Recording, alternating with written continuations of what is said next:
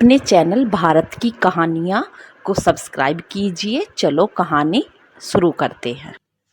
पलक समीर का ध्यान भटकाने के लिए उसे काम के बारे में पूछती है कि आज क्या काम करना है। समीर बोलता है कि शायद तुम्हें पसंद नहीं कि मैं तुम्हारे बारे में कुछ पूछूं, तो इसीलिए आई एम वेरी सॉरी। अब हम काम पर ध्यान देते हैं। वो दोनों अब काम पर लग जाते हैं। तभी समीर को फोन कॉल आता है, जिसे अटेंड करने के लिए समीर कैबिन से बाहर चला जाता है।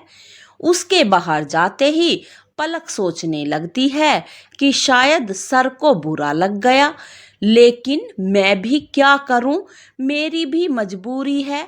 नहीं तो मुझे भी उनका दिल दुखाकर अच्छा नहीं लगा।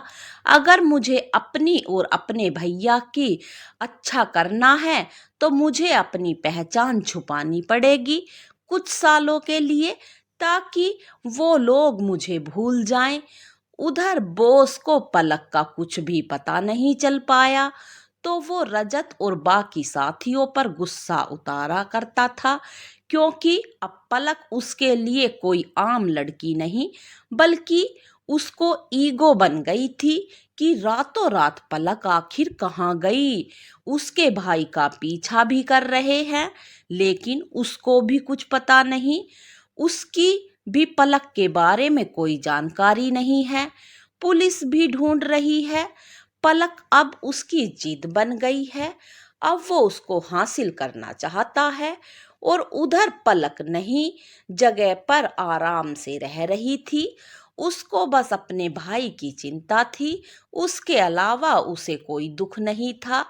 कैबिन में पलक अभी सोच ही रही थी, तब तक उसे एक अनजाने नंबर से मैसेज आता है, जिसने लिखा था कि हेलो पलक, मैं वरुण, तुम्हारा भाई। ये मेरा नया नंबर है, इसे सेव कर लो। अब इसी नंबर से बात करेंगे। मैं तुम्हारे कॉल का इंतजार करूंगा। पलक भी ओके लिखकर सेंड कर देती है और बहुत खुश होती है। तब तक समीर रूम में एंटर करता है और सॉरी बोलकर वो बैठ जाता है और पलक की तरफ देखकर बोलता है, सब ठीक है ना आज? तुम बहुत खुश लग रही हो। पहले तो ऐसा कुछ नहीं था। अभी अभी ऐसा क्या हुआ जो तुम इतनी खुश लग रही हो? ये सुनकर पलक चौंक जाती है और बोलती है कि आपको कैसे पता चला कि मैं बहुत खुश हूँ? मेरा तो चेहरा भी ढका हुआ है। तो समीर बोलता है कि आपकी आंखें सब बोल देती हैं, इनसे कुछ नहीं छिपता। ये सुनकर पलक को अपने भाई की याद आ जाती है कि वो भी यही बोलते थे कि पलक, तू मुझसे कुछ नहीं छिपा सकती, क्योंकि तेरी आंखें सब कुछ बता देती है। ऐसे खोया हुआ देखकर समीर किरण को आवाज देकर बुलाता है और पूछता है कि आप कहाँ खो गई? किरण बोलती है कि मुझे किसी की याद आ गई थी।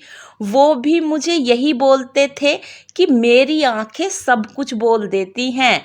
ये सुनकर समीर को बुरा लगता है और बोलता है कि वो कौन है, आपको ऐसा बोलता है? किरण बोलती है कि है कोई।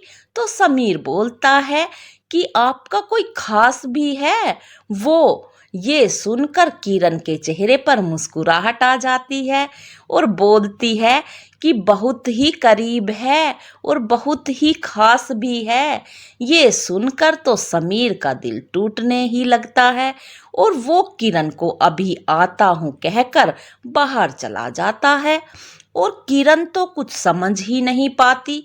थोड़ी देर में समीर आता है और बोलता है कि अब हम काम पर ध्यान देना चाहिए, और वो दोनों काम पर लग जाते हैं।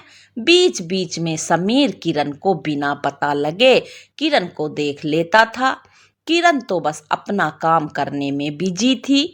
उसे तो ये खबर ही नहीं थी कि कोई उसको देख रहा है। काम करते करते उसकी नजर घड़ी की तरफ जाती है और वो किरण को बोलता है कि किरण, अब तुम जाओ, लंच टाइम हो गया है, लंच के बाद काम करते हैं। आज काम खत्म हो जाएगा। किरण ओके सर बोल के चली जाती है और समीर उसके जाने के बाद अपना सिर टेबल पर झुका लेता है और सोचने लगता है कि आखिर कौन होगा वो जिसके बारे में किरण बात कर रही थी। कहीं वो किसी से प्यार तो नहीं करती। अचानक वो अपना सर झटक लेता है और ये सोचता है कि मैं किरण के बारे में कुछ जानता भी नहीं, उसके साथ मेरा कोई भविष्य नहीं। तभी पलक वापिस आ जाती है और अंदर आने के लिए पूछती है, लेकिन समीर कुछ भी नहीं सुनता।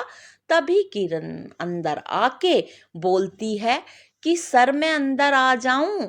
समीर हड़बड़ा जाता है और पलक हंसने लगती है।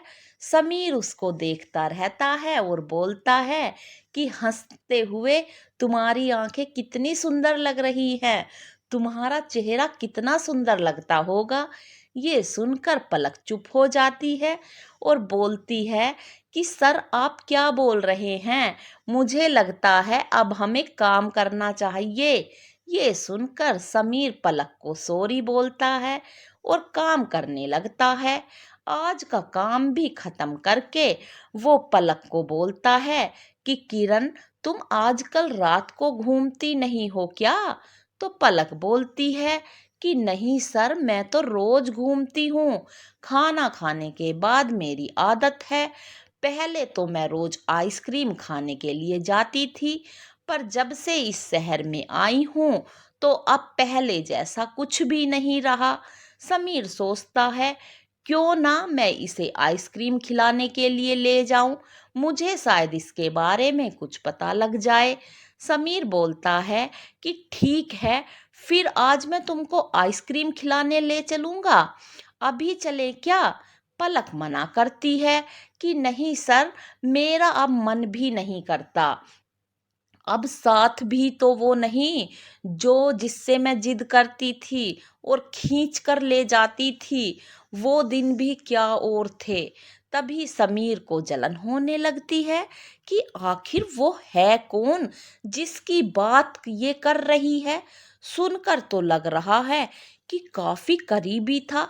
तभी समीर बोलता है कि चलो ठीक है तुम्हारी मर्जी, लेकिन तुमने ये तो बताया ही नहीं तुम रात को कहाँ घूमती हो। पलक बोलती है कि मैं गार्डन के साइड घूमती हूँ, पीछे की तरफ। समीर मन में सोचता है तभी तो किरण कैमरे में दिखाई नहीं देती, उसे साइड तो कैमरा भी नहीं लगा है, वहां पर भी लगाना पड़ेगा। पलक बोलती है सर अब मैं जाऊं क्या, अगर कुछ काम है तो रुक जाती हूँ। लेकिन समीर मना कर देता है और उसको जाने के लिए बोलता है। उसके जाने के बाद ही वो वॉचमैन को कॉल करके बुलाता है और गार्डन के बैक साइड पर कैमरा लगाने के लिए बोलता है और उसको पैसे दे के बोलता है कि इससे आइसक्रीम खरीद कर तुम लोग खा लेना। वॉचमैन सोचता है कि सर पैसे क्यों दे रहे हैं, मुझे खानी होगी तो मैं ले लूंगा।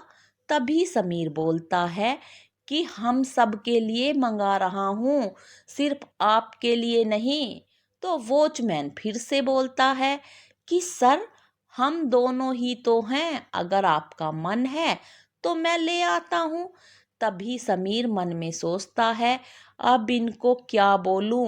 वॉचमैन बोलता है कि सर आप क्या सोच रहे हैं, मैं ले आऊं क्या, कौन सी लाऊं? समीर बोलता है अरे अब तो 2 मेंबर और बढ़ गए, अब उनको कैसे भूल सकते हैं। आप पैसे लो और हम सब के लिए लेके आओ। वॉचमैन जी बोल के चला जाता है और सोचता है आज तक तो सर ने कभी नहीं